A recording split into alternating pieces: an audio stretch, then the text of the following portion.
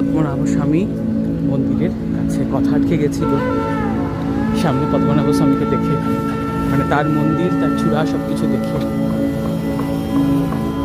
এখন আমরা কেরালায় ঢুকে পড়েছি অনেকক্ষণ আগেই।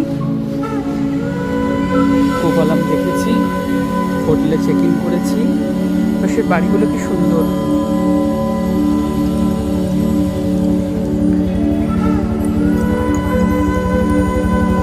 সুন্দর ব্যবস্থাপনা।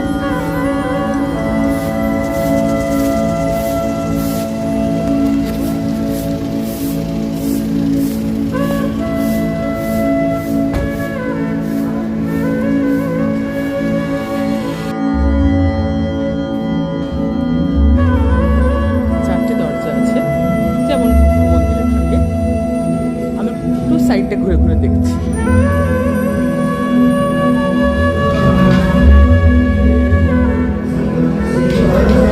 সুন্দর ভিড় আছে।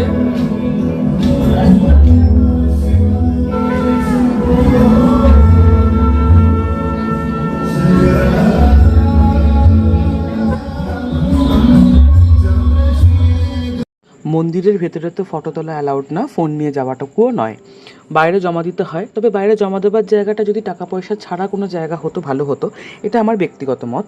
মন্দিরের ভেতর তো অপূর্ব, খানিকটা গোলকধাঁধা মতো। একদম সামনে থেকে আমরা সবাই দর্শন করেছি তাকে, এবং দর্শনে সত্যিই প্রাণমন ভরে গেছে।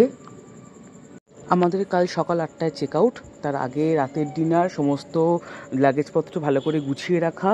কাল 10টার সময়তে ফ্লাইট, এবং ভ্রমণিকার এই যে সাউথ ইন্ডিয়া ট্রিপ পুরো সম্পূর্ণ হলো। সকলে ভালো থাকবেন, আনন্দে থাকবেন, ভ্রমণে থাকবেন এবং ভ্রমণিকার সঙ্গে থাকবেন। আবার আসবো ভ্রমণিকাকে নিয়ে, আবার নতুন কোনো ট্যুরে, আবার নতুন কোনো জায়গায়। ধন্যবাদ।